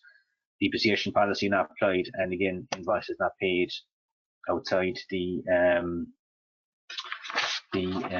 common areas. The next few slides there on the audit trail there, they're fairly self-explanatory. I'll just have a quick flick through those because I think I'm under time pressure there. Again, lots of symbols in there. They're fairly self-explanatory with staff costs, the audit trail required. You can see there your contracts, mission letters, gross net printouts, timesheets, pay slips. For the office administration, again, as I said, it's a flat rate, 15%, so there's no requirement to supply any documentation for that. Your travel and accommodation costs, again, you can see there what's required. As I said already, your invoices, agendas, sign-in sheets, proof of payment, possibly compliance with your whatever your organisation rules are in terms of travel and your travel policy. The external expertise, again, you can see they're the same, similar proof of payment, procurement, contracts, evidence of service being delivered, so forth. Our equipment budget line, again, same procedures in terms of the audit trail for that. The infrastructure and works budget line, some projects under North West Europe would have maybe some substantial budget in infrastructure and work. So again, the same procedure, what's required there. So I hope you found that useful. If anybody's any questions, we can take some questions now. And again, that's our contact details there. If anybody wants to contact us afterwards or whatever, I'll be available to you know, to answer any questions or to respond to any emails or phone calls, whatever. So thank you for your time. Thanks, Michael. There's a lot of information there, I suppose, for us all to process. I don't know about you, but every time I see one of these, I learn something that I didn't realise I needed to know. Okay, and I know we're quite conscious of time now, so we're not going to unfortunately spend too much time on questions, but as Michael said, his contact details are there. All of the presentations are available in the handout section if you want to download them, or you can request them afterwards. We can send them out to you, that's no problem. So we just have one or two questions, Michael, if you don't mind. So Okay, Terry Connolly from Limerick City and County Council wants to know if you have any advice on planning match funding expenditure, and that's just to make sure that there's no under or over claim. Planning, but I suppose So on like, planning obviously, your match funding, yeah, sorry. Yeah, I suppose well, at the application stage, basically, like all the match funding needs to be tied down or whatever, like, you know, and basically agreed in terms of what's obviously your funding rate and you have your ERDF payments coming in or whatever. So you need to be certain in terms of that to ensure that the source, I suppose, from our point of view, we just check to see that it's not coming from another EU source, that it's not being claimed that another EU project or program or EU funded initiative or whatever, like, you know, from an FLC point of view. So that's generally always kind of, I suppose, agreed at the application process. We just see that it's in place and what's being used, like for to support match funding, like, you know. So if it's a local authority's own resources and it's not being, I mean, we may request maybe confirmation by email or letter that the organisation isn't claiming or providing it from some other as I said, from some other source that may be funded by the another EU program, whatever, like, you know. So. Okay, thanks. David Ryan had just asked if a copy of the slides can be made available. So David, just to let you know, they're in the handout section in the Grab tab, or you can just email us afterwards and to let us know. I'm sorry now, unfortunately, we're out of time for the questions, but like I said, if anybody has any additional questions, you can either let us know afterwards or you can contact Michael directly. So just again to say thanks. We just have one more quick poll to run after Michael's event. So Alice, if you wouldn't mind just running the poll for us there. Okay, so we're just wondering, did you think the information you received today will be able to help you when you're submitting either your next claim online or maybe it's your first claim online, judging by the previous poll? So again, it's just a yes or a no. So again, if you think the information you got today was helpful, we'll be able to assist you in submitting your next claim. Okay, and we'll just get the results there. Great. Okay, so everybody found that helpful. That's great. Thank you very much, okay. And thanks again to Michael there. Thanks, Michael. Thanks, Karen. Okay, thanks. Okay, we're back now for a final presentation. Apologies, I just clicked forward a little bit too quickly. Hopefully this will give you some good practices for your online events that you will be undertaking over the coming months. Okay, so I suppose the first thing to say is you need to take control, and while this sounds obvious, this needs to be done in advance and will help you in untold measures. So you need to assign the roles for everybody involved in your meeting or webinar.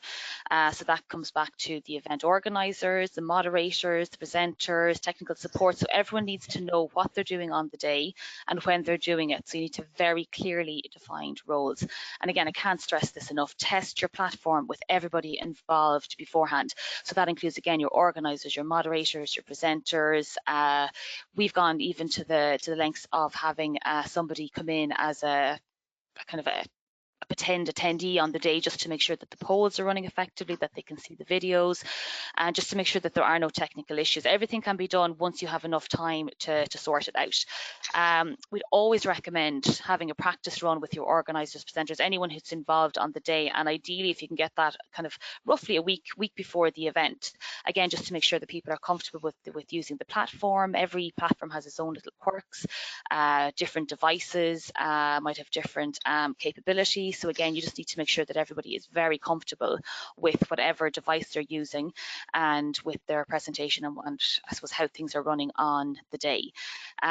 Always a good idea to have your agenda designed beforehand, and this then can be forwarded with your attendee invite. And again, it's like I suppose a call to action, you know, entice people to register for the event. I mean, there's no point if they don't know what's going to be on the day, you know, why would they register for the event? So again, have that agenda ready and designed and sent out with the invite. Okay, so looking at the rules of engagement, you need to decide what your event is supposed to do for you and for your attendees. Are you trying to provide information? Are you looking for an interactive workshop? Do you need to display visual information? Because this will then dictate what platform you should consider using. In advance, you need to agree what the participant rules are going to be. So if you're not interacting with them, should you mute them? Should you avoid allowing them use their webcam so that they don't disturb the presentations? You know, do you require screen sharing? How are you going to handle questions? Okay. Also include the participant rules, if you can, with your agenda when you invite your participants. That way your attendees will actually know in advance how they're going to operate within the event. Okay, I think as we all know by now, things can go wrong on the day. So there's always good advice to have a plan B, always have a backup plan to hand. So if you have maybe attendees that have difficulty joining, are there other ways that they can join? Have you somebody assigned to help them join on the day, just to make sure that there's technical support there? And also when you're sending out the invitation, it's always a good idea to put the details of how to join on there so that people can test those beforehand. There's also, with a lot of the platforms now, you've got the option of phoning in, so you can provide the phone in options. Sorry, Rose, if you just go back there one. Thanks. So we just go back up to, so again, ensure your organisers technical support and the moderators have got copies of your slides, of the videos and the other materials. It's always helpful. I know for example, for us today, we uploaded our presentations onto the platform, but we also had somebody in the background that was ready to share their screen in case there was any mishap on the day or something happened with the organizer's laptop or PC on the day. So again, always have that plan B, make sure you have an alternative way to run things. Now again, sounds obvious, but highlight your correct time zone on your invite. So obviously we work off Greenwich Mean Time, the rest of Europe does not. So again, just once people know, then they can apply their correct time zone. So always highlight which time zone you are working off of.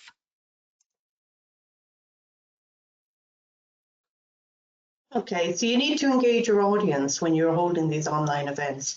So you need their interest. So you don't want people during your online event doing other work. Hope I haven't caught anyone out today, but maybe by providing some names in the bios for the presenters or creating interest in the topic titles, and also including visual items, you will create some interest. Also asking opening questions of participants starts to get them involved in the actual online event. Changing speakers can help so that it becomes more interesting, and also creating polls and surveys.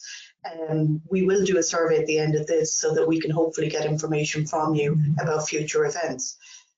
Following your event, undertaking the survey certainly can give you ideas. It can give you ideas for how the event went, but also what should be included in future events, what potential speakers should be included, or what areas do your participants would find most useful. Some participants of events, particularly on the Interreg Europe event, need certification of attendance. So depending on the platform you're using, I know with GoToWebinar, which is what we're using this morning, you can actually send out a certificate of attendance, which will automatically go out to your participants. Make it easy for your attendees. So make sure the font that you're using is larger than normal than you would have used for a physical PowerPoint presentation, because after all, part of the screen is taken up by the visuals of the presenters, so it makes the screen smaller. So try and make it a little bit easier for your audience. Okay, so time for action on the day. So again, ensure all your organisers, presenters, moderators, everyone that again that's involved joins a minimum, at least 15 minutes before the event. Again, technical issues on the day, there's always something the morning of it, be it that somebody's, I don't know, broadband is not working, camera not working, sound isn't working. So again, just to make sure that everybody is comfortable before it starts, so get everyone to log in that 15-20 minutes beforehand. So keep the flow of the event going. Again, make sure, as Rose alluded to in her previous slide, engage your audience. Just make sure that the presentations, the discussions, any of the interviews, any of the chats going on, any of the questions are all of interest to your audience. So just keep it relevant and just keep reminding yourself who's listening, who's engaging with this meeting. So address attendees' questions to each of your presenters as we did today. Obviously, with more time, we would have been able to have more discussions around it. So it just shows the interest in the presentations. And again, it just, I suppose it confirms then that, I suppose that it is a relevant topic and that people are interested. And again, at this point, all the hard work is done. There's very little, well, lots can go wrong, but unfortunately at this stage, probably out of your control. So smile and enjoy the event if you can. Okay, so what we're going to do now is take you through a few examples that hopefully will give you some ideas to make things a little bit interesting on your online events. So the first one we're going to show you is real-time illustrations. We have budgets for most of our projects that we're involved in. So maybe part of the budget could be used to employ an illustrator who would upload a visual during the questions and answers of the key areas that your presenter has spoke on, and in particular it might trigger some questions from your audience to assist in making the event more interesting. And another example of a real-time illustration are the Mentimeter. I don't know if anybody is familiar with that. So basically it's giving you the opportunity or the capability to create a word cloud. So again, this kind of helps get a visual representation. It also makes your attendees reflect maybe on what they're hearing and listening. And sometimes that can be the hardest thing to do, to go back with one word or a phrase. So again, it makes people think and reflect on what they're hearing. Also, as an organizer, it helps you to collect data and you can highlight the most common answers, and it helps present data in a very kind of fun and easy to process way. So again, that's another example of a visual platform that you could use for your meetings. Okay, so you can also try lightening the mood depending on the type of event you're undertaking. So I'm just wondering, I have a question for the attendees. Does anyone notice where's Wally appearing during this presentation? Let us know in the questions how many times you think he might have appeared up to this point in time, including this slide. So if you go to your question box on the right-hand side and type in 3, 4, 5, or 6, and we'll see if anyone actually has spotted where was Wally up to this stage. Alice, you might take a look for us and let us know, have we any correct answers? We do. So some people have been really focused. We have 1, 2, 3, 4, 5. We have 6 correct answers. So the correct answer was 6, and we've 6 people in with 6. A lot of 5s. So it was a little bit tricky. So there was a lot of people there or thereabouts. Okay. But yeah, but certainly everybody was paying attention. Okay, we won't call out our winners or losers there. But again, it just lightens the mood for people. And other, I suppose, examples of how to lighten the mood. You could ask your participants to share a photo with you of the subject matter. So I know the topic of energy efficiency has come up under, say, climate action a lot today, and that will be, a very prominent feature. So you can always get people to engage by uploading photos of maybe energy efficient examples they have around the house, or even sustainable transport, things like their bikes, if they've got an electric car. I see a lovely photo of Rose's dog Gizmo there with his sunglasses on, another example of sharing what's around the house. This could be maybe done during an event just to make sure that people are kind of staying engaged, even though they're maybe not on the webinar at that time. And again, we could ask people then to share that with the audience when your webinar then recommences. So again, just kind of simple, easy ways of making sure your audience stays engaged. You need to remember as well, when you're undertaking an online event, visual elements to your event are going to be received much more than text. So keep in mind, try and make your presentation as interesting as possible. I've taken two examples here. One is the Mary Elms Bridge in Cork City, where you can see a water skier coming under that, and also taking the Apple Market in Waterford with a crowd of people reflected in the roof above, both of which were funded under ERDF funding. But again, it just shows you could talk a whole lot about text, but it's just much more interesting if you show people some visual representation. In addition to that, you can also consider creating a video, particularly for study visits where you can't physically go and get people to join. And we'll show you just a quick one that we would have undertaken for the Race Against Rob.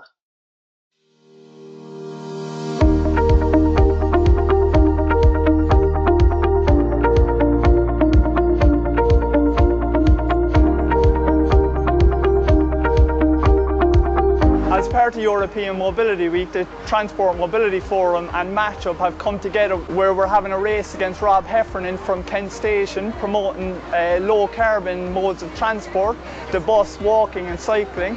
Kent Station is the perfect location as it's a major multimodal transport hub where we're connecting rail. Okay, so that's just one example of a video you could undertake. Okay, another, and I know we don't all have access to everything, but another just way of kind of thinking outside the box, another kind of fun way to maybe present something on a study visit is, I know one Interreg Europe project called House of Digitalisation had access to a drone, and as part of their study visit, they undertook a virtual 360-degree flight over the lower part of Austria. So we're just going to show a small bit of that as well, just to give an example.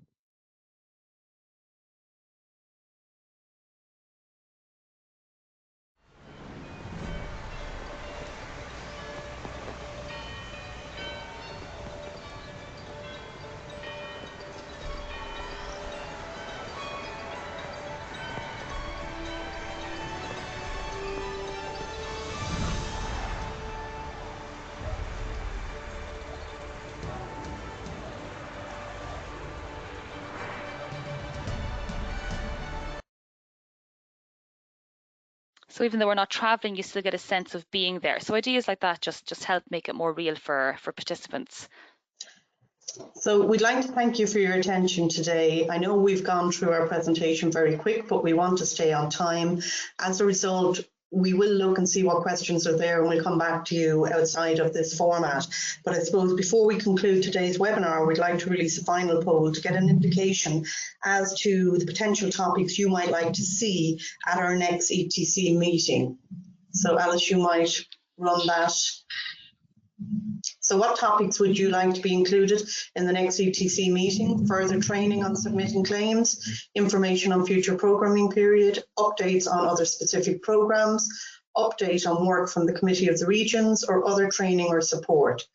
So Alice, you might let us know what the results of that are. Okay, so we across the board we have quite a lot of people looking for information on the future programming period and also on specific programs. So we certainly will bear that in mind when we are arranging our next event. In addition, after this webinar, there will be a survey that we'd like you to complete, which will provide us with additional information that we may be able to include in future events. I'd like now to ask all of our presenters and our organisers if they could turn back on their webcams.